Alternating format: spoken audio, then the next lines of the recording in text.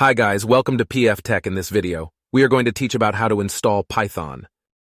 First, open the browser and click the search bar and type Python. Click the link called as Welcome to Python, then you will go to their official website called python.org. Go to Download, all realize the platform, and there is a button called Download for Windows. Click and download it. When I download it, the version was 3.11.4. It will change over time. In the down, you will see the old version. Double-click the downloaded setup. Then it will come like this. Click the button. Install now. Wait until it load. After loading it, close the windows. Go to the search bar and type Python, then you will see the Python IDLE.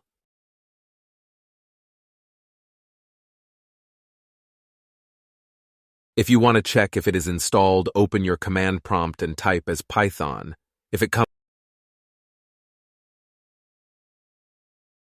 like this, it was installed successfully. Okay, that's the video for today. If you like this video, don't forget to leave a like below and also subscribe my channel.